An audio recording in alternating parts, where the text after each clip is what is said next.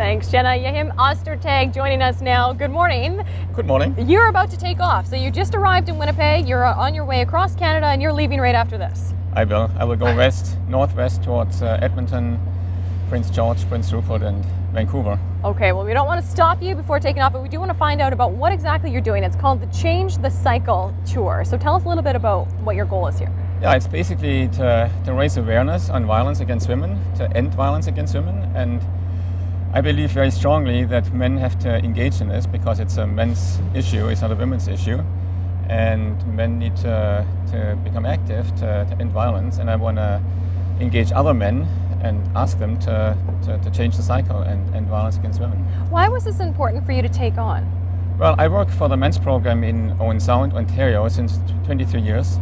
So I work with abusive men who have abused women, and I hear the stories every day, and I hear the stories from women as well. We know it's a huge issue. 1 in 4 women in Canada is abused in their lifetime, and First Nations women are abused about 5 to 7 times as much as non-First Nation women. Wow. And you're doing this trip all by yourself. Normally we are saying, you know, an entourage will follow you or a van or someone else, but you're just on your own. Yeah. Well, I thought it's important to do it in a kind of a small footprint fashion.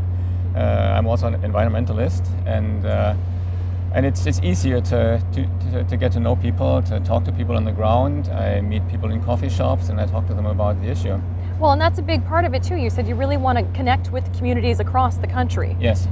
Yeah, I want to connect the dots basically because it affects everybody across the country. And there are big issues that we need to address globally. For instance, the issue of pornography, which is a big issue in terms of what children and young people, particularly boys, learn about sexuality and about women. We know that boys 12 to 17 are the greatest consumers of pornography, and that plays really into the way they see women and girls and how they see their entitlement, what they think is okay to do with women. Yeah, well, awareness is just half of it. Fundraising is the other half so that you can help too with the programs across the country. So $15,000 is the goal? That's kind of the goal, yeah.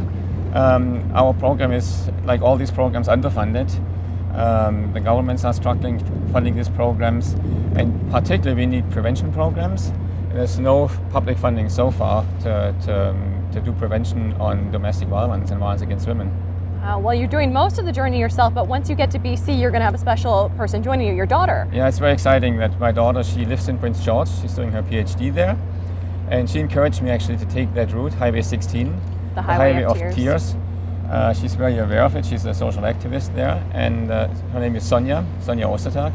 And so we do the 800 kilometers from Prince George to Prince Rupert together.